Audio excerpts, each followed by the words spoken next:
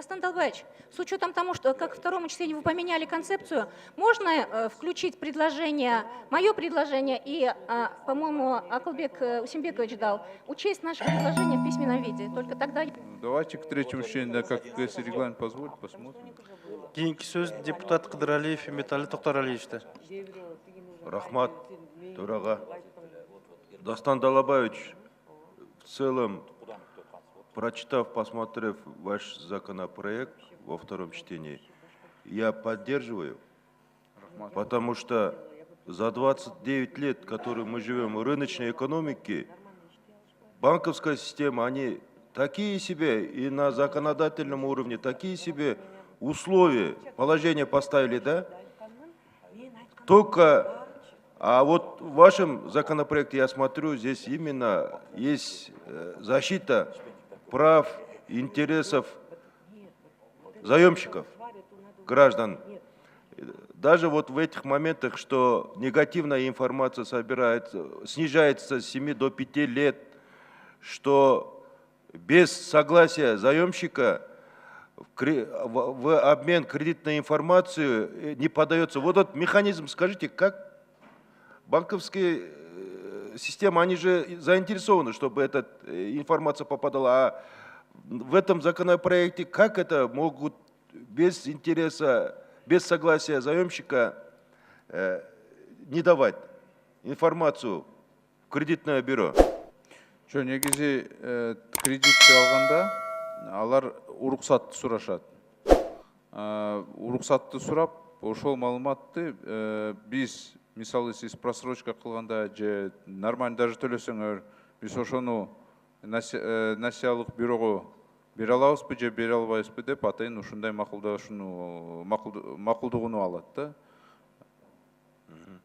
Дастан Далабаевич, анан бин кесиптештер айтып атпайбы, могу пункттар бар го дайыма. Форс-мажор, обстоятельства непреодолимых условий или силы дегендергечи. Ушул мыйзам долбооруна киргизсе болобу? Азыр мен ачык эле айтсам, бул жазылган мыйзамдарда, мына мен айтып атканым 3-чү бөлүгү 356 берене жарандык кодексте так жазылган, ошол боюнча. Аны ошолдон көчүрмө кылып башка мыйзамдарга киргизип зачем? Бул мыйзам кодексте турат уже, жарандык кодексте. Жакшы мыйзам экен, Дастан Далабаевич. Бул ушул багытта биз дагы көбүрөөк иш жүргүзүш керек да. Эмне үчүн дегенде бүгүнкү күндө 700 миңге жакын Кыргызстан жарандары заемщик болуп жапа чегип жүрөт да. Рахмат. Рахмат. Урматтуу депутаттар, ушул маселе бүткөндөн кийин анан танап чечсек. Кийинки сөз Өмүркулов Иса Шешенкуловичте. Рахмат, Дастан Атсыбекович. Мыйзамды колдош керек, урматтуу коллегалар, мыйзамдын долбоорунун проектинин авторлору. Анан мен Улуттук банкка суроом бар да, ушул в связи со складывающейся ситуацией в мире и с коронавирусом, и обвалом валют, есть ли у вас антикризисная программа? Она сейчас разрабатывается и обсуждается совместно с правительством. Как раз наш председатель по этому поводу там. Почему обсуждается, почему принимается, почему не готов? Ну, потому что, наверное, все-таки очень взвешенно к этому надо подходить. Наверное, из-за этого. Вы знаете, вот на мой взгляд, я думаю, вам нужно было уже подготовить этот проект, потому что это очень серьезный и трудоемкий вопрос. Допустим, дать сегодня отсрочку по выплате кредитов или отсрочить плату заемщиков или выплату соцфонд, законодательства-то нет. Как вы вот собираетесь давать сейчас отсрочки? И коммерческим банкам, коммерческий банк в свою очередь своим заемщикам и так далее.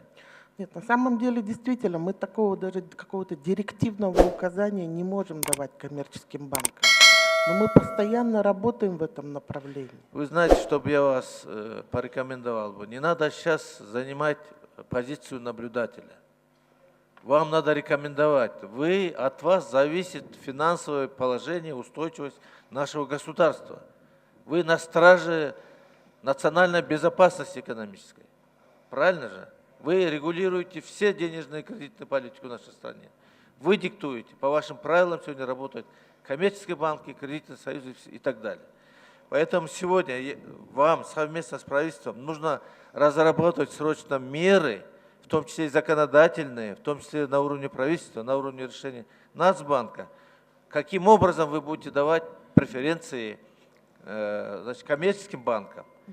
Не дай бог мы этим вообще завалим работу, разрушим банковскую систему.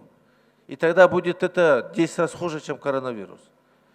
И вы сегодня должны все, значит, продумать Вакыт бергиле.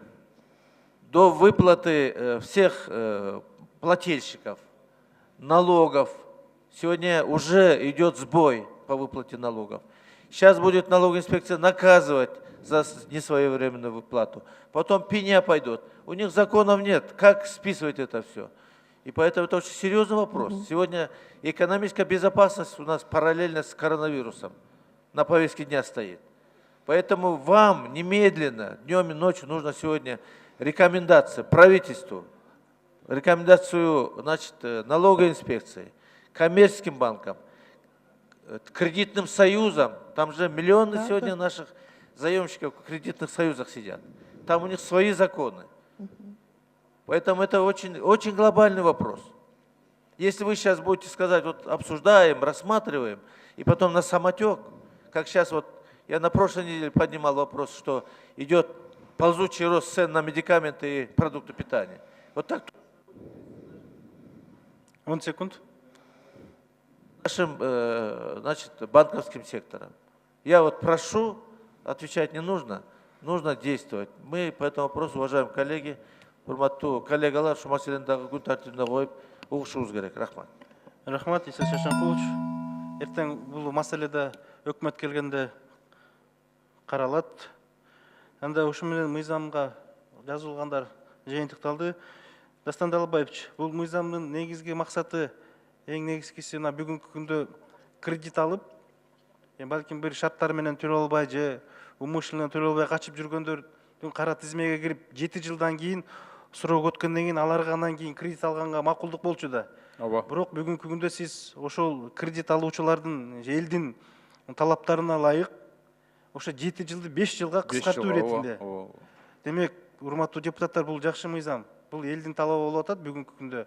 Ошо 7 жылды 2 жылдын кыскартып, 5 жылдан кийин ал толук мүмкүнчүлүк алат кайрадан кредит алганга, кара тизмеден чыкканга убактысы кыскарып атат, жылы кыскарып атат. Ошонун негизинде бул мыйзам бүгүнкү күндө кабыл алынып атат. Мен ойлойм, Дастан Далбаевич, бул жакшы мыйзам болот. Рахмат, чоң рахмат. Ошонун негизинде түшүнсөк. Ушу менен суроого жана талкууга жазылгандар жыйынтыкталды. Анда тийиштүү комитеттин корутундусун окуу үчүн 6-чы микрофон процедурный. Рахмат, Дастан Артизбекович. Алмаз Ахунжанович, коронавируска байланыштуу Россиянын Оренбург областында Казакстан чек арасында 300дөн ашуун кыргыз жарандары орто жолдо калды. Бүгүн Россия чек арасын жапкандыгына байланыштуу артка Россияга кире албай же Казакстанга кире албай орто жолдо калышты да.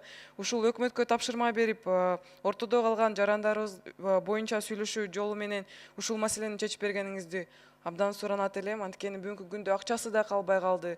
Мындай айтканда, ушул бир туугандары менен эч байланыша албай кыйналып атышат. Ушул маселени тез арада чечип бергениңизди суранат элем. Макул, тапшырмалар берилет. Макул. Рахмат. Бул өкмөт мунун үстүнө да айшылайым иштеп атат. Кече интернет блоктарына да чыгып кетти. Биз баардыгыбыз көрдүк. Мен премьер-министр менен да сүйлөштүм. Тез арада ошол жерде калган 200ге жакын биздин жараныбыз бар экен.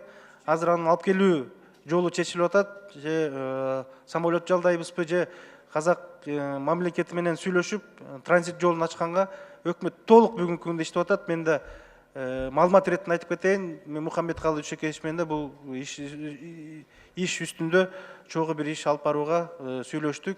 Мен ойлойм, биздин жарандарыбыз эч жерде калбаш керек. Алардын баардыгын эгерде мамлекетке келебиз деген ойлор болсо, баардыгын алып келгенге биз толук мүмкүнчүлүгүбүз бар, күчүбүздү жумшайбыз.